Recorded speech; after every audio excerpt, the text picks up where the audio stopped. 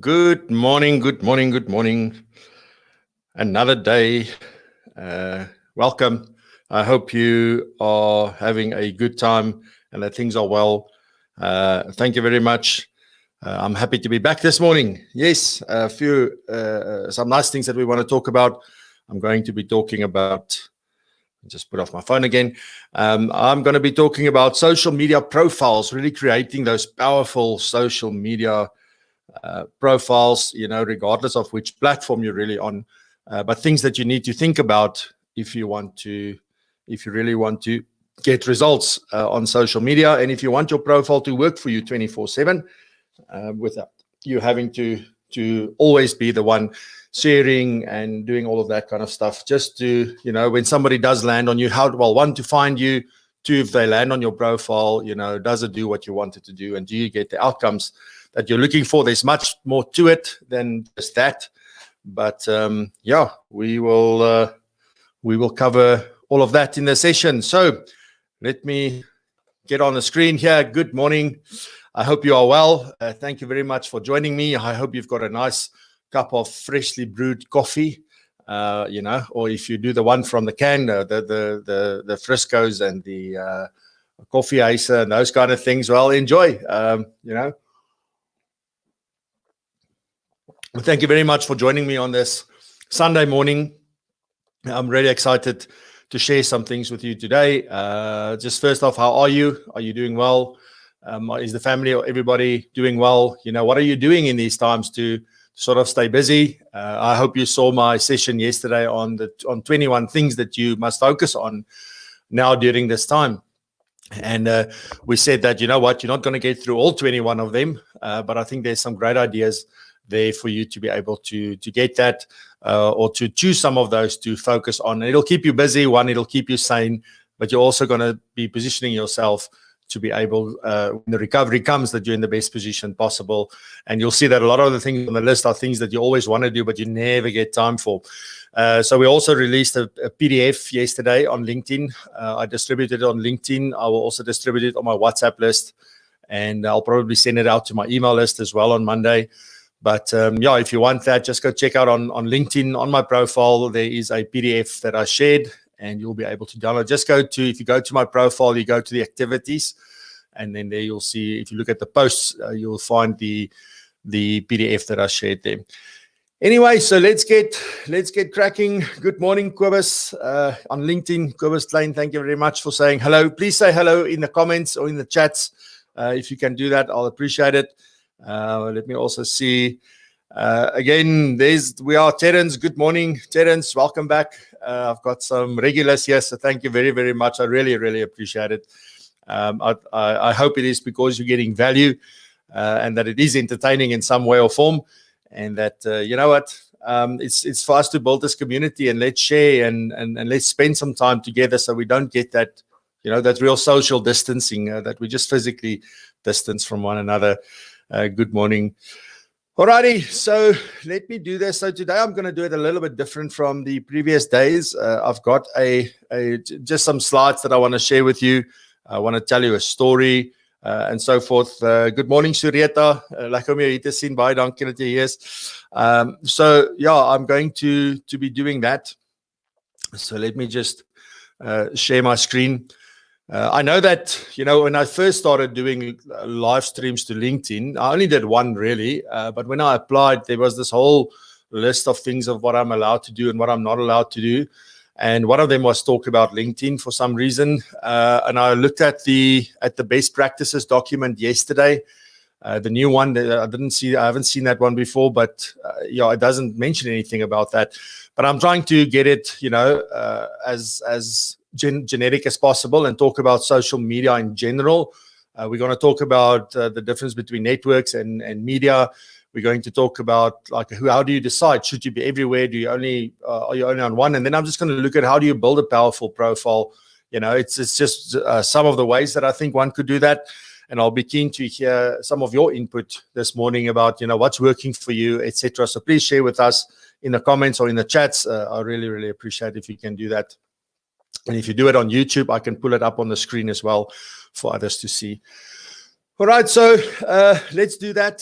So social media I think is not the only place to be in terms of your marketing. It's not to say that, if you don't do social media, that you're not going to do well. It depends on what works for you.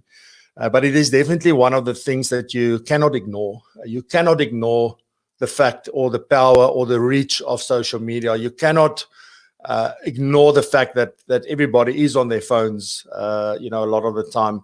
And I think if you even go on your phone and you check, because most of the phones now these days are tracking how long you spend time, how much screen time you have. I definitely know that Apple does that. I'm pretty sure that the Samsungs and the Android phones do that as well. But you're able to track how much time you spend watching your screen, and it is phenomenal to actually see that. So from that point of view, I think it is definitely a gateway or a channel that one must definitely consider whether this is going to work. The one thing that I think I want to mention up front is that social media is not going to get you leads. If it is something that you're looking for leads, I can tell you now, even if you do get leads, it may hurt you, because our business is built on relationships and it's built on trust. You don't get that by putting up a landing page, driving people to the landing page via social media. They send you their details, you sell them a policy, and there you go. That's extremely high risk business, in my opinion. There are certain things that are very well suited for that. I think about things like gap cover, like these hospital insurance plans, those kind of things. Those things work well on social media, but proper financial planning with complex products and those kind of things, they don't work well on social media, in my opinion. So then why even bother with social media, in the first place? So if you've ever, I don't know if you've ever spent money on a campaign, or if you've ever really, thought about doing that. I did that before, not on a campaign so much, but I boosted one of my Facebook pages a few years back. And, I targeted it, because that's the nice thing. And I'm going to talk about that, but I targeted everything. I was happy that that's good. That's it's going to attract the right people. And once they're in my community, I can communicate and share and give value and those kind of things. And then the wrong people still liked my page. I think in another episode, I said people's got click fever. They just go like, and they don't even know what they're liking.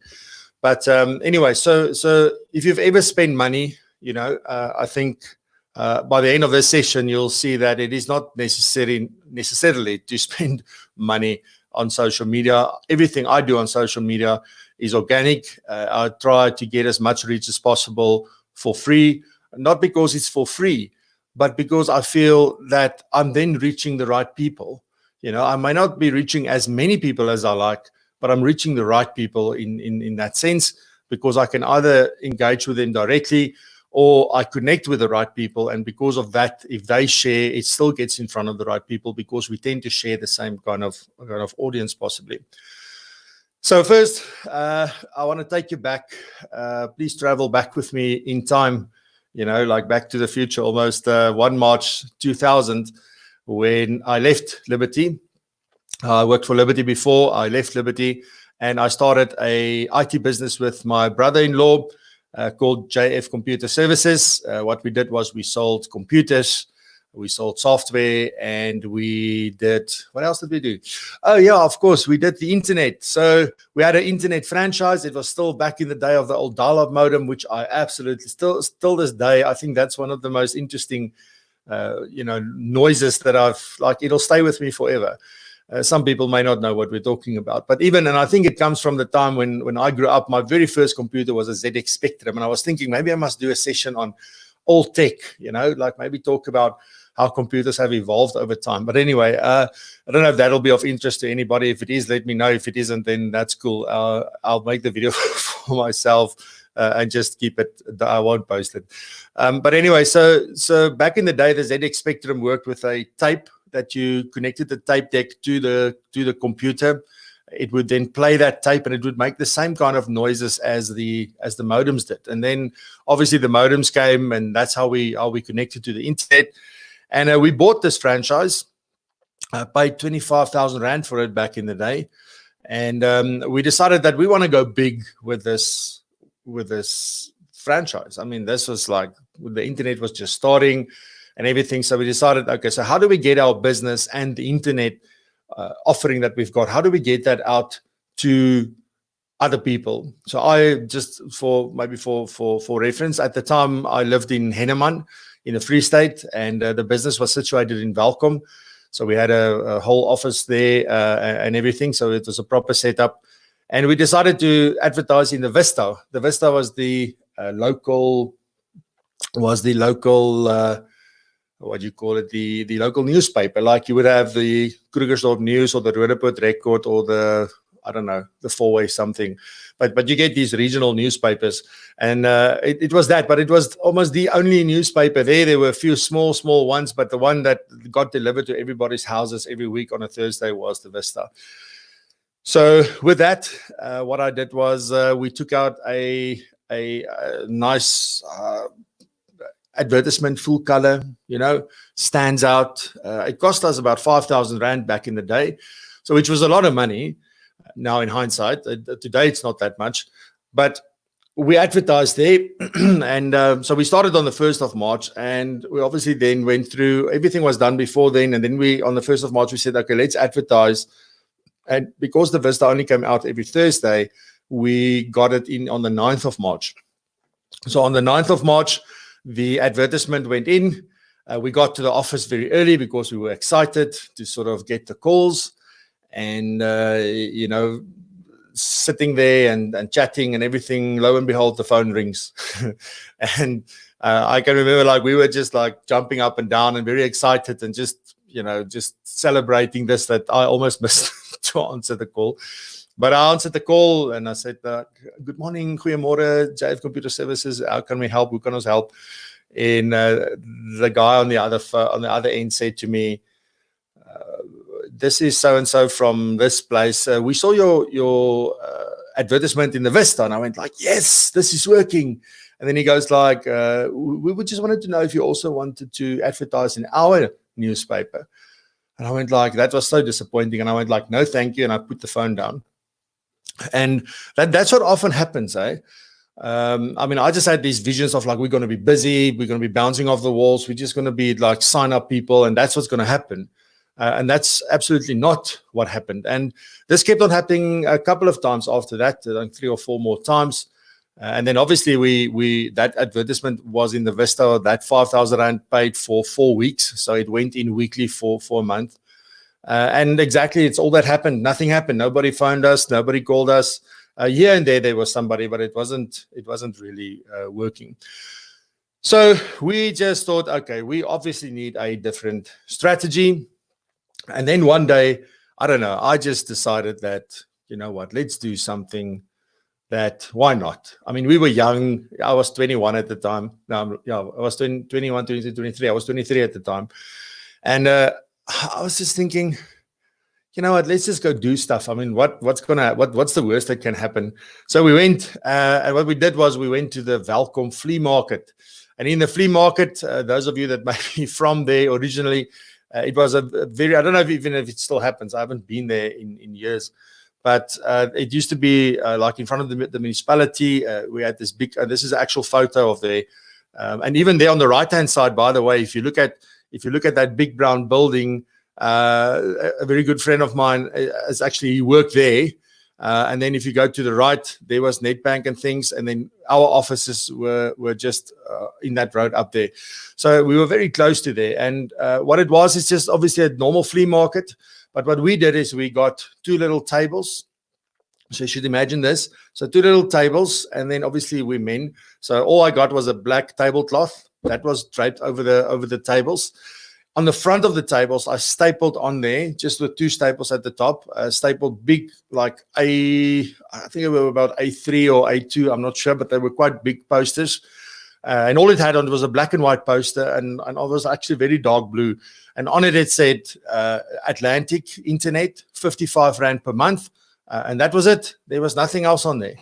I think our telephone number was maybe on there, but that was it. And I stapled it with a not even a staple gun, with a normal stapler. I stapled that to the front of the tables on both of them, so they were sitting there.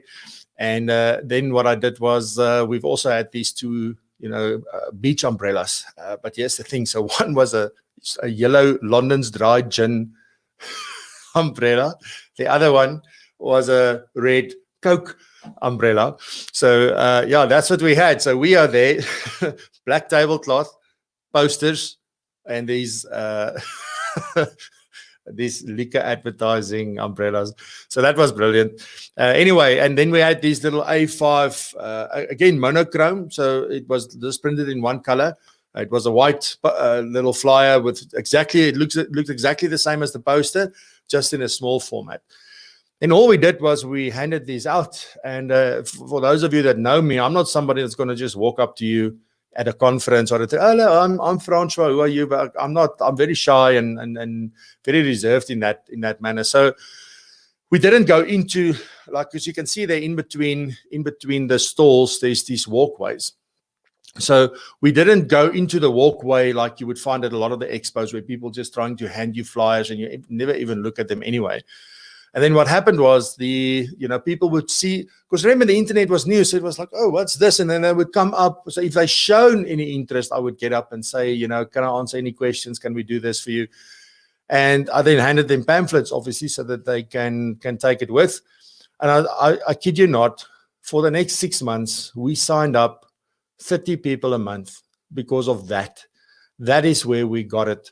And there's a few things that I learned from this, some valuable lessons, which I will talk about at the end of today's session.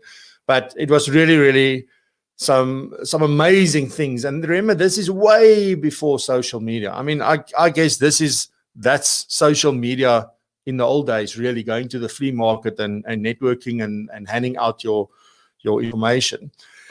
So yeah, good morning, Marissa. Welcome back. Thank you, Peter Strydom. Nice to see you here, Peter. I owe you an email or two, eh? I'm so behind on emails. I haven't forgotten though. I just want to say, Igno, hi Igno. Yes, like nice from Bloemfontein. I hope you're in Bloemfontein. I hope you're safe. Nice to see you here. Neil, good morning. Neil Strydom and Neil Phillips. We've got two Neils in the house, and my good friend Johan Oosthuizen. Johan, thank you very much for being here as well. Welcome. All right, so let's continue. So in terms of this, everything that I've just shared with you, obviously, is all BS. It's BS, okay? It's before social media. So that is what that is about. All of this happened, like the way we did things was completely different. The way we thought about marketing, the way we thought about selling even was completely different back in the day. And I honestly believe that, if you've been in financial services for a long time, if you've been here since the, let's say, 80s and 90s and even early 2000s, it's easy for people to get stuck in the way we were taught when we started, because you've got that learning curve and you learn, and then you get to a point where, okay, now I've got it. And then you start just working the system or the model or whatever that you've put in place. And really, do we stand back and say, how can we do it differently? How can we do it better? And that is really what this session is about, to sort of say, well, there are other things that's happening. So a few things is going to come from today's session. The one is that we can't keep on doing things the way that we did them in the past, even if you think it's working for you. It may be working for you and the clients that you've got at the moment, but how are you bringing in new clients? How are you making sure that people can find you when they're looking for somebody like you? So those are the kind of things that we'll be talking about.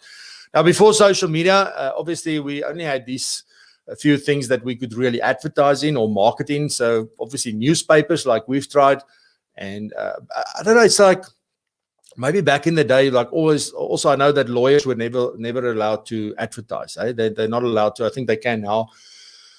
You never really see doctors advertise. So the professionals in general don't really advertise most of the time. And it's because they work on referrals mostly and they get that. So you didn't really find people advertising in the newspaper so much, but magazines, because if you think about what was the issue with the Vista is like the huisgenoot. They deliver it to everybody, and we don't know who it lands up with. I don't even know if that person that gets the newspaper knows what the internet is. I don't know if they even be interested. I don't know if they can afford it. Nothing. It's just that let's just put it out in mass. It's like throwing mud against the wall, and let's see what sticks. So that's what we did with newspapers. So newspapers are very, very broad, unless you went even today to something like the Business Day or something that is a bit more focused. It's not as general. But you go to a general newspaper, and some newspapers have got these different sections that they would want to try and focus on, but still, newspapers are very, very general. Then magazines tend to be more specific. So at least now you're narrowing the audience. If you think about people that would read that, but even in that, you would have something like the You and the Huisgenoot and People magazine and Rolling Stone, those kind of things that are more gossipy kind of magazines where they focus more again on the general public. But then you can have magazines that are very, very focused, like Personal Finance. You had the Intrapreneur back in the day. It's so sad that they're not there anymore. But those are the kind of magazines that if you wanted to reach a specific target audience, you could go and look for a magazine that were more targeted, that had a very specific audience that maybe that was the same audience that you were looking for. And then obviously you had radio and TV. And back in the day, it's very expensive to get onto radio, and then it's even more expensive to get onto TV. So a lot of the marketing and the things happened on the print media side, which is usually below the line they talk about, and then more your above the line, the more expensive kind of stuff was the radio and TV. And to get on there, I mean, even if you were just, I remember there was a guy on the radio that I just thought like, you know what, I know this guy, and he's not, he's not as an expert as what people got to believe, just simply because he gave the indicators on the radio. It's amazing that what something like that could do, because there's perception that, if you get on radio, you must be good. If you get on TV, you must be even better. And that is sort of the kind of thing that people are thinking about, or the perception that we had back in the day. But the main aim of all of this, the main aim was to get prospects to either phone you or to come and visit you. So this was just to make people aware that, hello, Francois exists. And then here's where you can get hold of me. This is what I can do for you. And then you wait for them to come and contact you. And, there was no way to start a relationship before the time unless they contacted you. And that's really the aim of still today. If you look at newspapers, magazines, and televisions, that is exactly what it is. All right. Then let's fast forward back to today. Okay, here we go. Back to the future. What do we have? What do we have today? Well, today we still have newspapers and stuff, but you now have your own newspaper. You didn't know. So you have your own newspaper. If you think about your blog on your website, if you think about something like articles on LinkedIn, all of those kind of things, even on Facebook, you can write. I mean, just a post itself could be like a newsletter or like a news article. You can have your own magazine, So if you think about how would you do that, let's say you take all the articles that you've written and you put it into a PDF and you distribute that as a book or as a little magazine, or you can go and create a little magazine for your own business. Have you ever thought about doing something like that? Instead of sending a newsletter, send somebody an electronic e-magazine for your business. It's just, some ideas. And then obviously, as you can see, I've got my own TV show now. I didn't have to ask anybody. I didn't have to impress anybody. I just decided this is what I want to do. And in fact, I've got my own radio show as well, because I have the podcast. So doing the podcast, doing this, and now even going live. I mean, I never in my wildest dreams thought that I would do this live. But I've got my own TV show. It doesn't matter. I don't have millions of viewers like you would have if you went onto some channel 403 show, for example. It doesn't matter. I have the ability, if I want to start my own, call it TV show. And that is what I did. And you have exactly the same possibilities and the same opportunities to do that. It's just whether we get over that fear and whether we can muster up enough confidence to be able to do that. And also be very wary of perfectionism, because perfectionism is the thing that will keep you from starting this at any point. But here's the thing that excites me the most. This is really about establishing and building real relationships way before you meet the client in person, or way before they tell you that they want to make use of your services or that they need financial advice, etc. So this is what makes social networks and social media so powerful. It's a completely different thing. You can actually see there's a client that I like. You can engage with them, or you can put out content that will attract them, and you can do it as much as you want. You can do it as little as you want. and it's going to cost you time. That's it. You still want to do a great job. You still want to make sure that it's proper content, that it looks nice, but you are able, it's like go fishing, just put the bait out there, and people get to see you. And here's the thing, what happens when somebody refers you to them, they can say, oh, they would feel like they know you already because they've seen you on social media. They've seen some of your content, if they were in your target audience, of course. So those kind of things are all very important. Peter says, you are taking me on a very enjoyable walk down memory lane. That's cool. Ayush, good morning all. Dirk, welcome. Dirk, the NPE. Dirk Groeneveld, welcome to the show. Let's see what I'll bring this up. Terence, your comment, I'll do that once I've done sharing my screen. Otherwise, you may not be able to see that. All right, so let's just quickly look at what is social media and social networks, because we use these terms interchangeably. This information and these slides, you'll see some of it comes from Wikipedia, but I got these slides from a good friend of mine, Jodine Shear. She runs a digital agency called Chat Factory. So it's something that she shared with me when we met a number of years ago. But I think this explains it very, very well, to say, well, what is a social network? And for me, a social network is all about the community. The social network is the connections that you have. It's the number of people in your community. It's the people in your group. It's the people on your page. It is the people that you are friends with on some other platforms. It's people that follow you. That is the network. And that is what we talk about. And then in that network, we start to distribute media.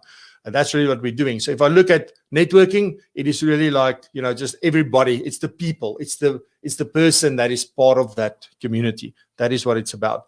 And then social media, on the other hand, is the content. It is what we put out there. It's the videos, the posts, the articles, the podcasts, the audio clips, the written stuff, whatever. But it's the actual media. So when we talk about social media, we're not talking about the actual platform. So we're not talking about LinkedIn. We're not talking about Facebook, Instagram, TikTok, Pinterest, whatever it is that you're using, Twitter. So it's not about those things. Those things are really social networks, because all it does is it allows people to connect and follow one another. And then those people need to create the content, in other words, the social media. And there's no difference between this and putting media into something like a newspaper or a magazine or on TV, etc. It is just that because it's on a social network, it now becomes social media, which means it was user generated, and the people that's on that network created most of those or all of those content, really. So the whole idea with this is, whereas here you are building, let me just go back. So for social networks, you're building a community, you're building a group of like-minded people. Hopefully you're very targeted. And that's what I want to talk about today with your social profile. Is that, are you attracting the right people? Are you building the right community? Because that is step one. If you're building the wrong community, it's not going to benefit you or them at all. And then secondly, it is to then attract people through this and educate and entertain and do those kind of things. Alrighty. So today, social media is really, as I said before, your newspaper, your radio show, your TV show, whatever you need. And even if you just want education, even if you just want entertainment, you can just go onto YouTube or whatever, and then you're able to get that there. And it's also on your terms. That's the most important thing that we need to understand. When we advertise on TV and radio and in magazines, you have to contend with other things. But if you want to go and consume content now, you go and consume only the content that you want. And granted, some platforms will put a little ad in there, or there will be a little banner on the side and things like that. But overall, you can watch whatever you want, when you want to watch it, for how long you want to watch it. Okay. And you can get more than just that particular topic or that particular video. Let's say you can look for other videos that talk about the same thing so that you can get different viewpoints, something that you can't do with traditional stuff. And this is how powerful it is. And my question is, when people start looking for certain things, do they also find you and your content there? So the big question that I always get asked is, which platform should I be on? I think this is one of the first questions. And particularly if you are a smaller business, a smaller practice, then it's very hard. And I would say my philosophy is pick one. Pick the one. And which one do you pick? It's not the most popular one. It's not the biggest one. It is the one where your ideal client spends most of their time. That is the platform that you should choose. So how do you know that? Well, ask, find out if you know who your ideal client is and you know who it is that you want to connect with.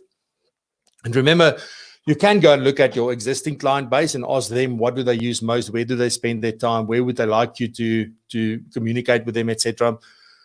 But that's your existing client base. What if you are planning to change the makeup of your client base? If you want to go after a new ideal client, because maybe you realize that things are shifting and then you need to do that, how do you then get to that point to be able to do exactly that?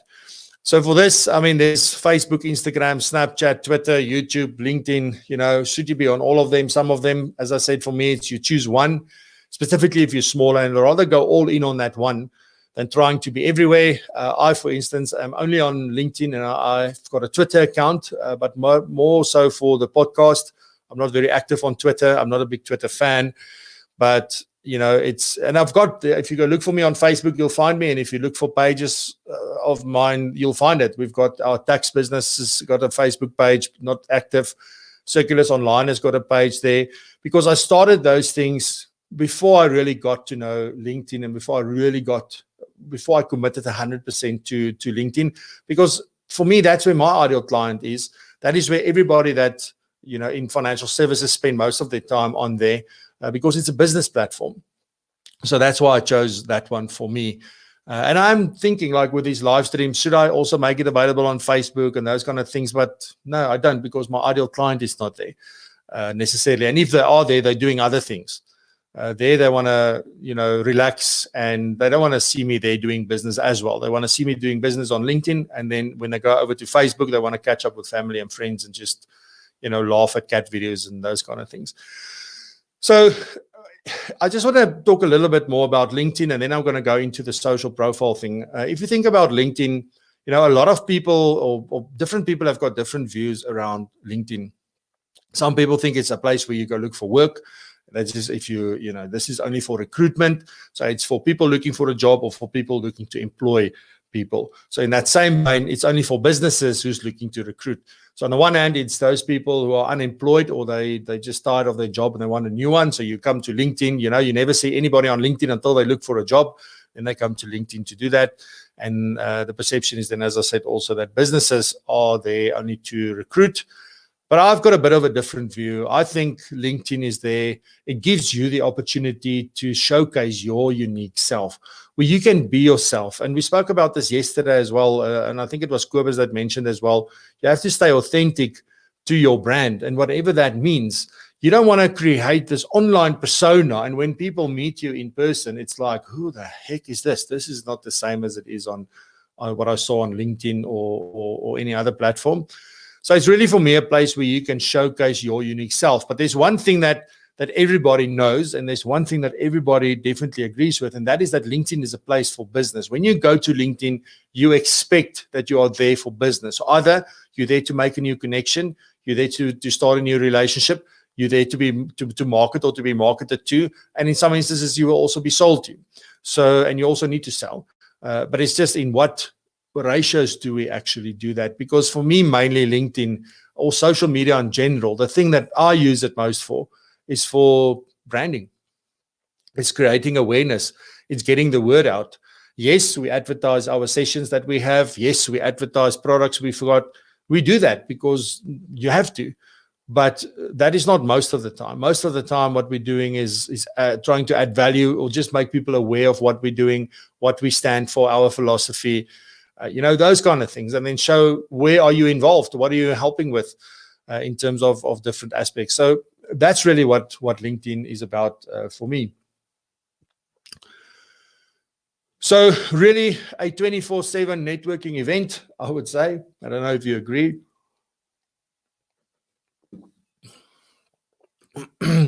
But yeah, let me talk about some common mistakes that people make when they go on social media or in terms of their profiles, etc. These are mistakes that I've made, things that you think is the right thing, and then somebody says something, and then you realize, oh hell, maybe that's not such a great idea. But I think this is one of my things. And I see that there's people, I don't know if you've ever seen, they've got at the back of their profiles or of their name, it will say lion. And it's not lying, like not telling the truth, lion, like the Lion King.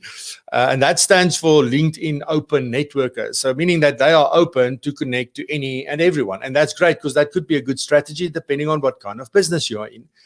For me, I'm more of the opinion that I don't want to be connected just to any and everyone. And for me, it's not about amassing 50,000 or 100,000 followers or connections or whatever, because unless it's a very targeted group of people, it's not a high value network. For instance, like if you're a financial planner, then you would need, like, you don't need just a particular subset of client. You would be able to go and look for a particular type of client in the sense of who they are as people. Are they the right fit, and can they afford your services, and will they see your value? And there's all those of things that one could look at. But you don't want to be connecting to any and everyone, although technically you could be adding value and giving services to any and everyone, right? But like me, you need to be very specific around, like, which clients do I like working the most with? Which clients do I add the most value with? Which clients do I get the best results for? Those are the people that you want to be targeting. So only connecting to those kind of people that it looks like from their profile that is exactly who they are. Those are the people that you'll connect to. I only connect with people that operate as financial planners, or they are consultants in the industry, or they are accountants and tax practitioners. Anybody in financial services, in technology, those kind of things, people that are doing things inside the financial services industry, those are the people that I connect to. But I'm not going to connect to people outside of that, because I can't add value to them. And for me, LinkedIn, if you want to be friends, connect with me on Facebook.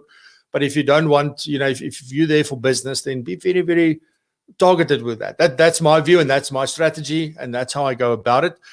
Yesterday, I spoke about the fact that I changed that button that sits on your profile that says, and I'll show you that in a second, but that button that says, connect with me or follow me. I changed that about, I don't know, number of months ago to follow me, so that's what shows. And now I've got people following me that I don't want in my network. Obviously somewhere, maybe, I don't know, you see, because also they may be doing that so that they can see what I do. Maybe they are interested in what I'm doing, but I look at their profiles and it's like, but this is not my target audience. So on the weekend, I changed it back to connect with me so that I can approve or disapprove of those requests. Anyway, and then having an incomplete profile, this is like rocking up at a conference or at a networking event or something like that, and you don't have your shirt on, or you don't have your pants on, or you come there without shoes. It's just, people's going to look at you funny and then probably ignore you and avoid you the rest of the evening. So yeah, don't make sure that your profile is complete. Don't have an incomplete profile. Then a badly written profile, and in this, I'm talking about like serious grammar and spelling mistakes, some simple things like that. Or you don't. It's that on the one hand, and on the other hand, it's also about not being clear about who you serve and what you do for them and what results you get them. You must be clear, because if somebody lands there, they must say, oh, this is me. This is exactly what I was looking for. If that doesn't happen, you're not attracting the right clients. So a badly written profile, this is just like, I don't know, using a lot of swear words, I would say, in a conversation. You don't have any strategy or structure. This is, again, if I go to the networking event, you just walk up to everybody, how's it? And you just talk about the weather and how's it? I'm glad you're okay. You look great. Thank you very much. Off you go. You go there, oh, this coffee is nice. There's no strategy or structure. You have no clue what you want out of this. If you go to a networking event to get out of the house, then that's what you want. Then you go and talk about the weather. If you go to a networking event to get value for your time spent there, and you want to say, well, I want 3 connections, 3 new people that I didn't know before when I leave here, then that's a very specific outcome that you're looking for. And that's what you want with your social media as well. You need strategy and you need structure. You can't do it without that. Otherwise, it's just like going around, just wasting everybody's time. And then also offering no value. You always just take, ask, sell. You don't offer any value. There's no insights. You may be the nicest person in the world. I may be the greatest guy in the world. But if we're not going to help and offer value in the process, then, that's also a big mistake. And then I think the mother of all mistakes is inconsistency, not being consistent. And I'm seeing this now. I spoke about this at length in yesterday's episode, in episode 9. I said, it's you never see anybody on social media now. Suddenly, well, one, they've got more time, and two, now it's this Corona thing. So some people want to get on that bandwagon, and suddenly you see them everywhere. And the problem is that once this thing has passed, you're not going to see them anymore. So they're inconsistent. There's also some people that I'm connected to. You never see them on social media. The moment they have something to sell, yeah, they rock up, and then they're very, very active for a week or 4, and then gone. There they go again. You can't build a brand if you're inconsistent. Then rather don't do it at all. So you're either in or you're out. You can't be whenever you feel like it. That's very important. And those are just some common mistakes. And I've made this as well, where I'm like active, and then I stop for a while because I get busy with other things. And I can see the impact that that's had. And then when I get more consistent, so over the last few years, I've been very consistent on LinkedIn specifically, but with all my content, it makes a huge, huge difference. And you should definitely look at that. And then, if you, what is that book, How to Win Friends and Influence People? Dale Carnegie said that if you want, the way to get what you want is to get them what they want. So it's really about the other person. And so few people are able to do that. I don't know, it's because we're impatient and sometimes you're under pressure and you just need something immediately. And then we go like, okay, let's just make it about me. Not intentionally, but I just think we default to that. It's about me because it's always about self-preservation and what you want. But for those people who are able to make it about the other person and help them get what they want, you will get what you want. So we must always serve first before we will actually get back. And it's so hard for people because by the time they get onto social media, it's because they already need business. And that's the thing. That's why I say you can't come to social media because you want business or because you want leads. It's not going to work. There was a HubSpot study. This is a few years back, but they said that LinkedIn is almost 3 times more effective than Facebook and Twitter combined in generating leads for business and creating business. But this isn't, in my opinion, you don't do this through direct selling. You do this through marketing and brand building. All right. So let's look at the profiles. Before that, Kobus Klein says, agree, it is a global 24/7 networking opportunity, and especially with international time zones. Yes. Also, on LinkedIn, your content lives so much longer. There are things of mine that people are still liking that I posted months ago. It is amazing how these things pop up. Somebody finds it, they like it, and suddenly it's back in the feed. Try that on any of the other platforms. If you don't see it in the first 10 minutes, you're probably not going to see it. Neil Phillips says, I've used LinkedIn primarily as a learning platform by connecting with people I would normally never be able to connect with. Neil, that is such a powerful thing that you just mentioned there. That is the thing. Through something like LinkedIn, you can get access to people that you would normally not get access to. And that is fantastic. And in fact, that is our sort of approach with the podcast. That's why we do the podcast, because if we can get guests on that podcast, we can give people access to those people that they won't necessarily have. And it's exactly the same thing here, Neil. So thank you very much for that. That's a fantastic one. Peter Stradham said all of the points that you're raising are spot on. Thank you, Peter. He also goes on to say some people tend to put the cart before the horses. Yes, I haven't heard that in a while. They should concentrate on educating their audience based upon their own particular skill set, and the reputation will grow. Yes, it's about demonstrating your competency. It's about demonstrating your expertise. That's how you do it. And this is a fantastic platform that will enable you to do exactly that. Guys, thank you so much for all the comments over on LinkedIn. Terence, I haven't forgotten about you. As soon as the slideshow finishes, I will definitely answer that question of yours on YouTube. So let's continue. Where to start? You need a professional profile. And what does a professional profile mean? And please think about this in terms of, and I'm going to show you some profiles from other things. So you have to, in terms of LinkedIn, it's very, very important that you have a professional profile. But you also need to think about the other platforms and what do people do there when they are there? What is the vibe like? I mean, you're not going to go to a beach party in your suit and tie, right? So very important that you get dressed for the occasion, kind of thing. So having that, but here's the things that you need to think about. Your profile should sell. And this isn't about putting all your products and your services and those things on there and that's it. No, what must it sell? It must sell you. That's the first thing. I've got a guy that I worked with at Liberty in Kroonstad. I will never forget. He said to me, or he did a presentation, didn't say to me, I was in a session that he presented, and he was speaking to broker consultants, and he said to them, you know what, there's sort of 3 things that you need to get before you're going to get business. The advisor first needs to buy you, so substitute that with client. The client first needs to buy you, then they need to buy your company or your brand, and then they need to buy your product. It's in that order.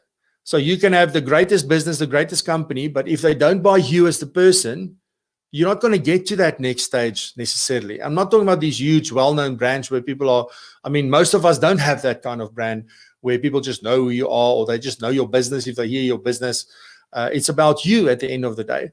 So your profile should be selling you, and who and what does it need to sell. So it needs to sell you and your services. What is it you do?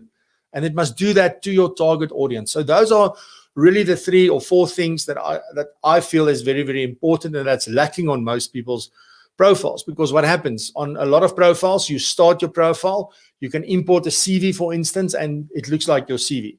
And your CV isn't interesting, it's boring. I'm not talking about because of the things you've done. A CV in general, not your CV. A CV in general is a boring thing to read. There's nothing exciting. It doesn't speak to a particular person. In fact, it looks like you're looking for a job. And if that is not the case, then your profile shouldn't reflect that. So very important that you go and spend some time and think about, look at your profile, be critical, get your friends and colleagues to look at your profile and say, what do you think when you see my profile? And get that feedback. And then based on that, start changing things. But make sure that your profile is selling you, your services directly to your ideal target audience. Those things are extremely important. You can't get away from that. This is if you really want success. Otherwise, if you just want your picture on there, that's cool. But then you also need a well thought out strategy. I'm not going to talk about strategy today, but you need a well thought out strategy, and then you need to deliver or execute that strategy consistently. You cannot be inconsistent. If you decide you're going to do this, you're either in or out. And consistency, that doesn't mean every day. It doesn't mean every week. It can mean once a month. But whatever you decide to do in terms of social media, do it consistently. So start with something that is feasible and that you know you will get to, or that you can get someone in your office to do, or then outsource it. Get somebody to run your social media for you. But there are definitely different ways depending on your budget and depending on your situation that you can do. All right, so let's design a profile. And let's go into that. So it's all about what do you want to achieve. You have to be clear on that at the onset. So if you're looking for a job, you should write your profile in that way. If you want clients, you need to write it in that way. If you want to build your brand, you should write it in that way. So be very, very clear about what is it that you actually want to achieve in terms of your of this. Why are you on social media? What is it that you're looking for at the end of the day? And then work back from there. Okay, who are you trying to reach?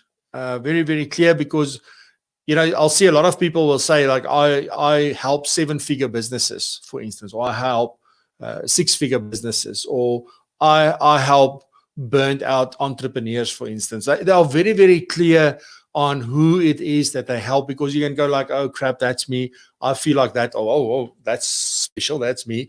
But it needs to do 2 things: attract the right kind of people, but it even more important needs to repel the ones that you don't want. So they must keep them out. So it's like a filter.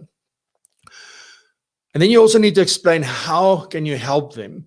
So if you know who this target audience is, you must demonstrate that you understand their problems and their challenges, and then you need to illustrate how you help them, that you've got a solution, and then what are the results that you get them in that. When you look at your profile, the question is, and you can go look at this, just go go search for somebody on LinkedIn, for example, and just see when the search results come up. Just look at all the different profiles. Maybe just go look for financial planner, and then go look at all the different profiles that come up, and go look at the ones that stand out to you. Why are they standing out? It's probably because everything tied together, because the cover photo, the profile photo, the tagline, all of those things creates one picture. So that's very important. So you need to look at those. And if you look at the look and feel, the visual things are very, very appealing. So the only thing where you can play with colors, etc., is with your photos that you use, your profile picture and your cover photo. Your headline is extremely important. that you've only got 120 characters. And the headline, usually what something like LinkedIn would do, for instance, is pull in your latest job title. But you can go and change that because it defaults to that. And you must also be careful if you do update your employment information, it will update that usually automatically if you don't untick the box that it shouldn't. But that tagline follows you everywhere. So you can go see when you comment, when you share, when you like, when you are found in search results, when you post an article, when you do a post, whatever it is that you do, there is a picture of you, your name is there, and then there's this tagline. So use that tagline wisely. And in that tagline, the things that you should think about is like just in there, what do you do, who you help, and make sure that you understand what people will be searching for when they search for somebody like you, so that you can incorporate those keywords into that headline. So it's a very important thing to do there as well. All right, let's have some fun. We're almost out of time. I want to have some fun with with some bad profile picture examples, and I'll use this specifically from LinkedIn. So this is something that you don't want to do. This is more Facebook kind of picture, maybe, or something that, or Twitter even. But unless you are the head, like you've got this party business and you are the CEO of this party business and also the head party animal that gets the party going, then don't put up pictures like that because it doesn't speak to your brand. It is not relevant. You don't want that. Then also sunglasses out. Don't put sunglasses on unless obviously there's maybe another reason, a medical reason or something like that. And if that is how people, when they meet you, you would also have your sunglasses on, then you could do it. But please don't do it just because you want to look cool. That's not a good idea. And then also shirtless, unless you're the head stripper for Chippendales or something, you don't want to be doing that. Or if you are a fitness instructor and you want to demonstrate, obviously, that kind of results that you get, then it may be appropriate. But this is obviously, if you look at that, I mean, this guy is in construction. It's just not on. It doesn't really help to do that. And then also, unless you are the cat whisperer, don't use pictures with your cats and even your family and those kind of things usually in your. So unless let's say you do marriage counseling and things like that, and you do it together, it would make sense to have yourself. So I think the bottom line that I want to drive home here is you must think about your business, your brand, and does that picture reflect that to your ideal client and to your existing clients? Because sometimes existing clients may get confused, like what the hell's going on? I don't know. But in general, these are all more Facebook kind of pictures, and as you can see, they all come from Facebook.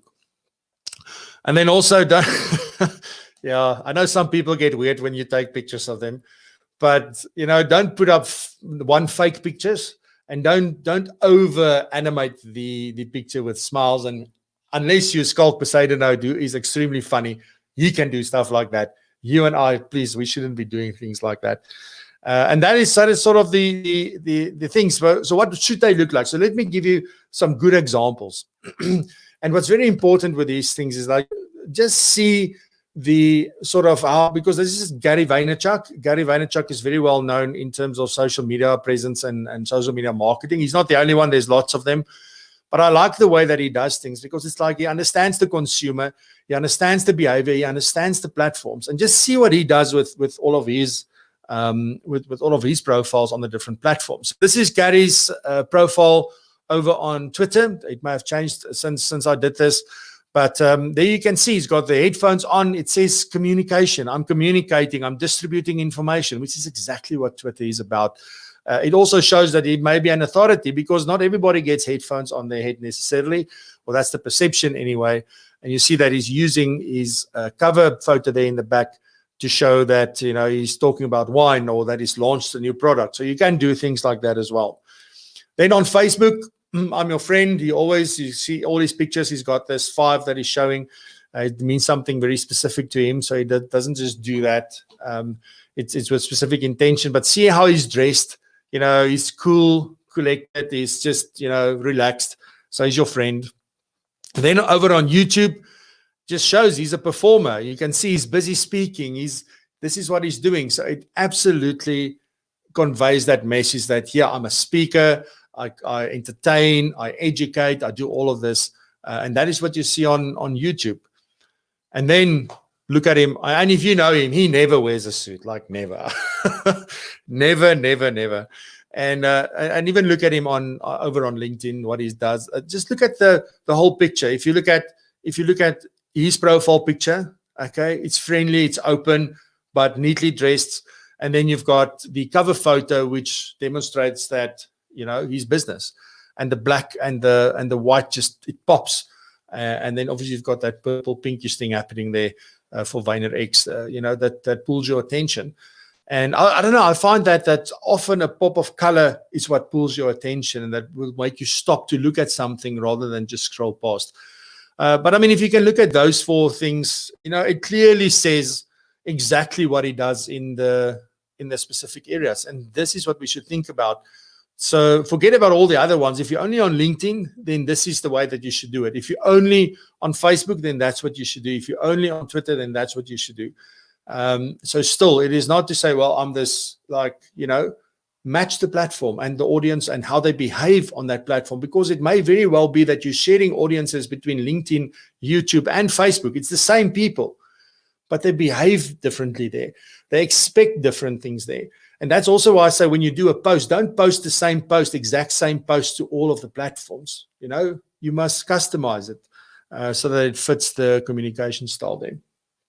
Kobus Klein says consistently is a case of regularly, and it does not have to have a program and timing. It happens as news happens, ideas happen, events happen, stories happen, etc. Yes, don't force it, but let it happen naturally until it forms a habit and it becomes part embedded, or he says in brackets, embedded of your life and business, but do not allow it to take over your life or manage you.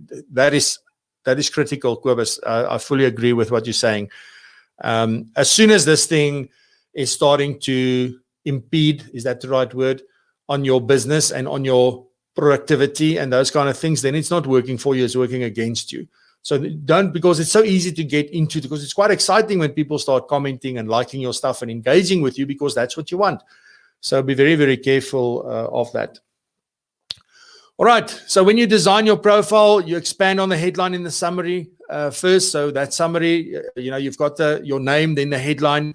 Then if there's a place to have a summary or about you or bio or something like that, expand on your tagline. So you hooked somebody with your tagline, and now you need to expand and give them a little bit more. Give them more reason to scroll even further into your profile. All right. In terms of LinkedIn, again, you know, if you want if you think about the experience section, where you would typically have, I work there from this time to that time and there from this time to that time, you should really think about using those sections differently. So we did a whole webinar on this, so I'm not going to get into that, but you can check out the webinar. And just one thing, forget your CV. Unless you're looking for a new job, please forget about your CV. Almost start from a blank canvas and write that and look at the different sections that they allow you to have. How can you best use them to talk directly to your client audience? How can you use it to show your expertise, to demonstrate your expertise, and that you are qualified to do that you do? So you must think about things in that way. Just make sure, again, I go back to one of the mistakes was an incomplete profile. You should definitely, your very first thing should be to achieve all-star status if you're on LinkedIn specifically. So make sure that all of these areas are covered, that it is completed. And if you look at it, it's really for search. So when people start searching, that this information is there at least. So you'll see on your profile, it says there all-star once you've reached that. Okay, and then very importantly, I'm almost done. Leads and prospects you can sell to. Is that what you want? Or do you want to become well-known? Do you want to be headhunted? Do you want to become employed? Do you want to be seen as an expert? Do you want to become a thought leader in an industry? Those are the kind of things that you can think about. Is this what I want? Is this the outcome that I'm looking for? And then you position your profile in a way that will support you getting there. And don't expect that you start this today and you get there tomorrow. That is definitely not going to happen. I can promise you that. But make sure, be clear. And these are just some ideas about what are the things that you may want to achieve through social media. For me, I think if you're running your own business, if you're a financial planner, you're in practice, the things that you want to do is you want to become well-known. You want to be seen as an expert, and you may want to become a thought leader. Those are the things that's going to take you forward, and those are the things that's going to grow your business. So those are the 3 things that I would focus on if I were in your shoes. Then I've got some golden rules. I've got one for tax, and I've also got one for social media. And this is this, like, if you do anything and your only intention is to be seen, so the only reason why you're commenting, the only reason why you are liking, the only reason why you're sharing, the only reason why you're posting is just so that people can see you. And this is more around the commenting and the likes and the sharing and the what, because, you know, if you do make a comment, you know, like is okay. Just like it if you want to like it. But when you do comments, do thoughtful comments, you know, don't high five everybody just all the time. You know, specifically people you don't really know in person, you don't really know well. To say to somebody, well done, but you don't even know them. It's like who's this guy or who's this girl? So when you do something, be thoughtful, add value when you do it. Do it because you want to help others. Don't be there. If you do it to be seen, then rather don't do it. You will be seen if you do it the right way. That's the thing. But if your reason, you can very easily see when somebody's just trying to do something to be seen. I don't like that at all. Maybe that's just me. But that's one of my advices that I give, is that do things to help and to serve. Don't do things to do that. All right. So I'm going to go to some of the questions. Let me just go out there. And then I'll see that. I just want to give you some bonus things here that you could do for LinkedIn, but for any other social media. If you're looking for free images that you can use without even worrying about royalties or anything like that, or a lot of them, you can see that you don't even need to do attribution. In other words, you don't have to mention the person that took the photo. These are completely free photos. Going on Google and searching for an image and going to images, downloading, that's copyrighted images. You can't do that. You're going to get in trouble. These are some of the sites that can help you with completely free legal images that you can use, and they are not high definition, high resolution, so they're very good quality, that you can get them in different sizes and so forth. Then also in your signature on your email, you can either prompt people to go to your profiles, or you can ask them for recommendations, like on LinkedIn where you can do recommendations. The only thing there's an asterisk there for a reason, and that is that person needs to be logged into LinkedIn before they click your link, because otherwise it takes them to your profile, and it's very, very confusing for them then what happens there. And then also when you do posts, to use hashtags. I've tested this. It does have a significant impact. Make sure and you know, creating your own hashtag that sounds cute doesn't really help at all. I did that. You need hashtags that are followed by people. So you need to go look at the hashtags and see how many people are following that hashtag, and are those people then in your audience, because you would then want to get your post in front of them by using the right tags. All right, so that's that for the social media stuff. Let me just quickly see. Neil Phillips says, question for Francois and Kobus. How much time do you spend on average each day on forums like LinkedIn, as you are both very active? I can't talk for Kobus. I tend to do it first thing in the morning when I wake up. I tend to look at it. I try and post about 2 times a week or so. Sometimes I only do it once a week, but I am very active. So whenever I have time, I would go onto LinkedIn and just scroll through the feed and, you know, see if there's anything new. And then also if there is something where I can engage with some of my connections.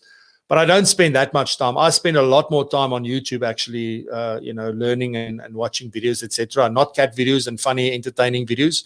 So I don't do that.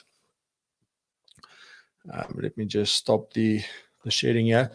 So yeah, but from that point of view, I don't spend a lot of time. And the tools that I've got on my phone, if I decide, and that's what Kobus said, you know, when you are ready to do, sometimes there's news or there's an idea. Often what happens with me, there's something that pops up in my mind because of something that I said or something that I heard or something that I watched or whatever that is. And I would very quickly on my phone be able to create an image and a post, because everything is on my phone. So it doesn't take me long, but in the beginning it did take me longer. And that's why I said there's no right time. It depends on how much time you've got. And then just make sure, I think, that you should be there once a week at least. You don't have to be there every day. That consistency means different things to different people. It's my preferred way of connecting and my preferred way of communicating. And that's why I do it more often and why you see me there. Like, it seems like I'm active a lot. Other people are also busy on other platforms that you may not see. So yeah, but it's not, there's no golden rule of you must spend this much time. It's really up to you. I don't know, Kobus can also answer there for that. All right. So Terence said earlier, sorry, Terence, I'm only putting this up now. When we spoke about like boosting posts and stuff, I've just boosted an event on Facebook, trying it out. It'll be great to get your feedback on that.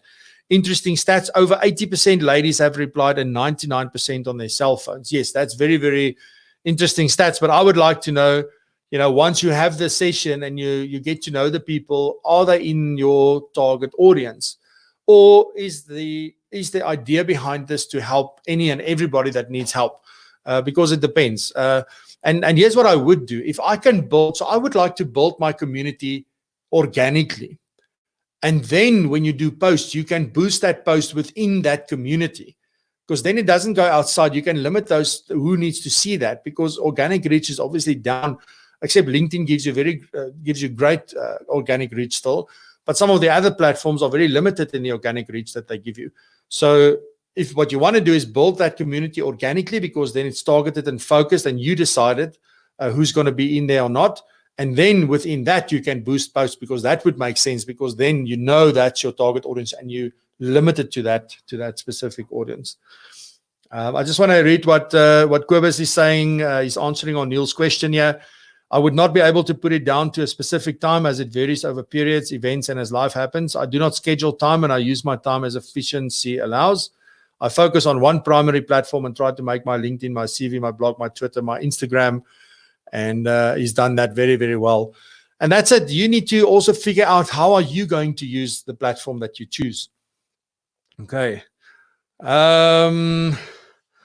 So Chantal is asking, hello, Francois. Hello, Chantal. Nice to see you. Hello, Francois. Do you have email link on how to get started for beginners that you can forward? I don't. If you're talking specifically about this, I can send you a link to the full-on session that we do on this. Because there we go into more detail, etc. And then we also run a workshop to help people with this. And there's other people that offers the same thing. But I'll see what I can send you, Chantal. Thank you. And thank you for being here this morning. Terence says he will provide feedback. The event is on Wednesday. Good luck, man. I like things like this. People's not afraid to try things out. And also, I'm very open to receiving feedback, and also to update my knowledge and get information contrary to what it is that I put out there, because that's how we learn. And I spoke about that yesterday or the day before, that we need that both sides of the coin, and we need to be open to information, because the only way we can change what we believe, what we know, is with new information. So that's extremely important. And that's it for today, guys. Thank you. It was a very interactive session again, particularly over on LinkedIn. I see. Thank you very, very much for spending time with me. We'll be back tomorrow. I don't know yet what I'm going to be talking about tomorrow.